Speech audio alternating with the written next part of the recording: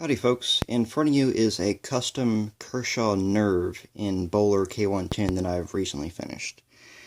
Now the Kershaw Nerve is one of my all-time favorites folding utility knives. It gets a lot of things right. It's very well designed, of course we have R.J. Martin to thank for that, and it's built pretty well.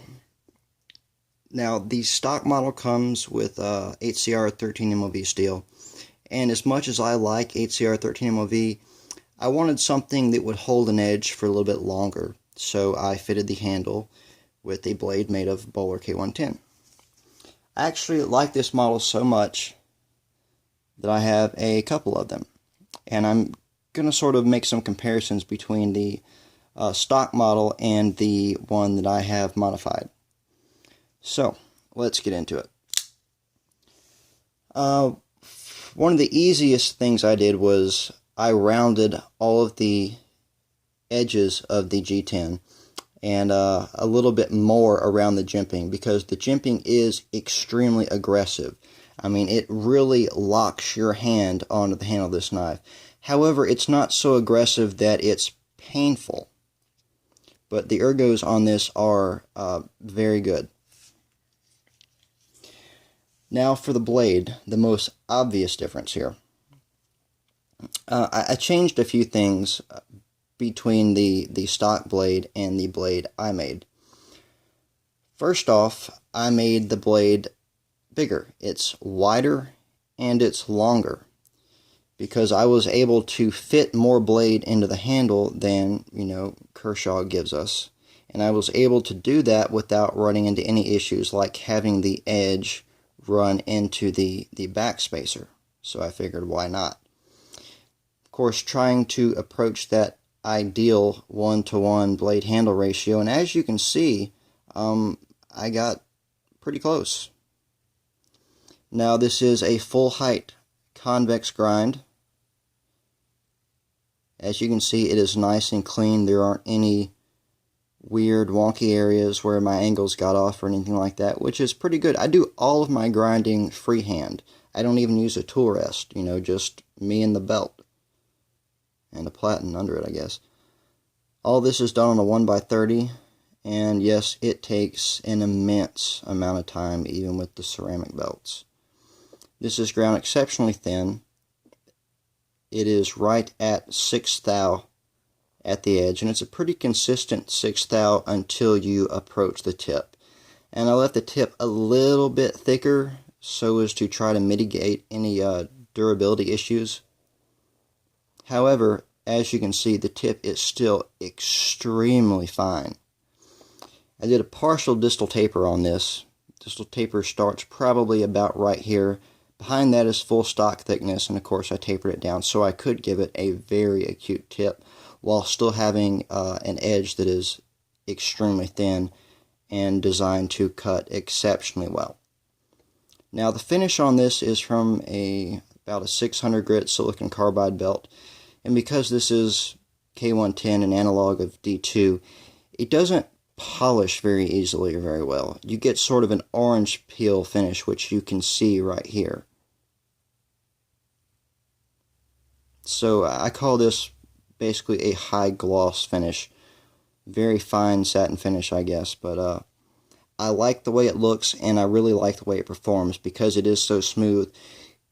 You really don't get any feedback from cutting through materials as you would if you had, let's say, a 36 grit belt finish as your final finish for the primary grind.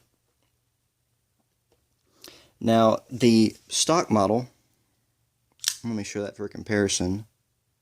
As you can see, the blade on the one I made is quite a bit bigger than the stock model. And the stock model has this ricasso, small one, and then in a non-functional sharpening choil, because of the radius gradual plunge lines, the edge is extremely thick in the base, and you can't get all the way back to that sharpening notch without having your bevel width increase dramatically. So I basically eliminated that problem, brought the ricasso as close to the handle as I possibly could.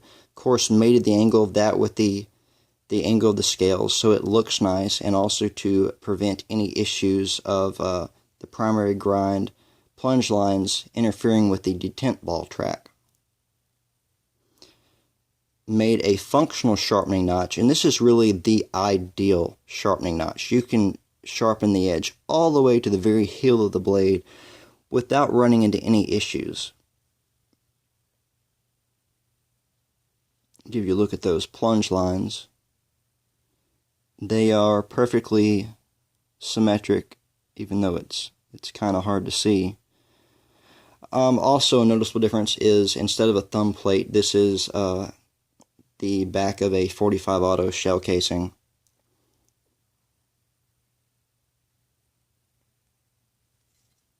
And because it's raised up a little bit above the spine of the blade, it feels better in the hand, and it looks kind of cool. And because I left this corner a little bit sharp here, it gives better traction when trying to open the knife than the thumb plate on the stock model.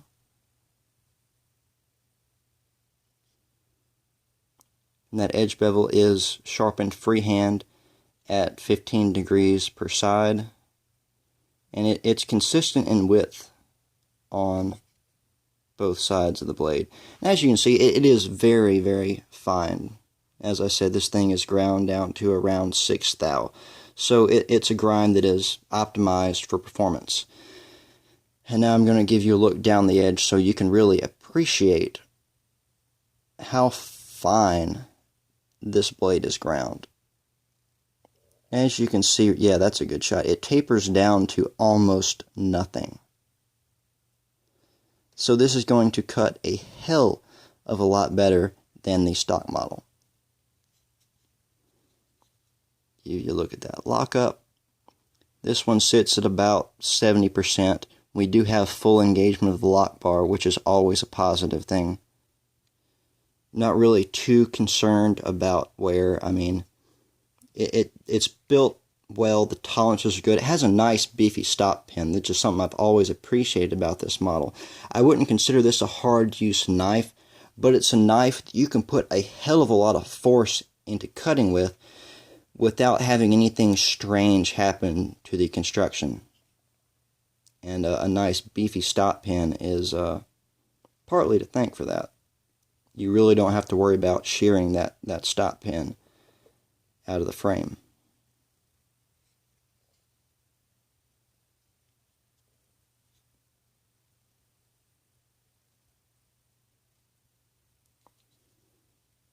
Let me show you. Oh, one other thing. I adjusted the angle of the blade to the handle, which is something I've done on almost all the folding knives that I've made blades for. It's canted down just a little bit, and I really prefer that in my knives because of the way it presents the edge to the material you're cutting. You know, because the blade is canted down a little bit, it wants to trap the material and cut through it rather than have the edge just slide off of it. So overall, I was going for a knife that was basically geared for performance, and you know, I think I nailed that. Lock face is grounded about 8 degrees. Of course, this is rock solid. There's no blade play in any direction. Now for the last few things I want to show you. The detent.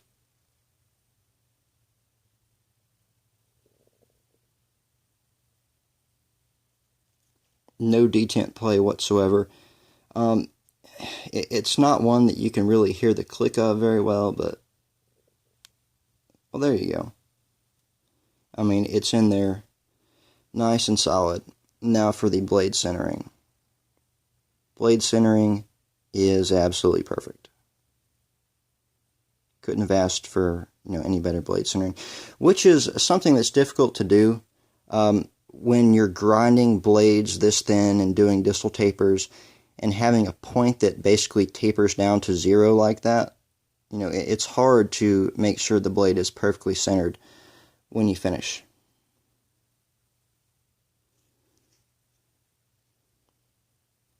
But there it is. So a custom Kershaw 1-ton and Bohler K110. And the reason I chose to do this knife instead of this one, the blade on this one was actually thicker behind the edge and was softer. I could definitely tell the steel was hardened to a lower level than this one. So I chose to do that one, and basically keep this one as just, you know, a stock model that I can use every now and again. But I'm really happy with how this turned out. So I've got a few more videos I'm going to be making of knives that I've recently finished, so stay tuned for those. Otherwise, thanks for watching, and I will see you soon.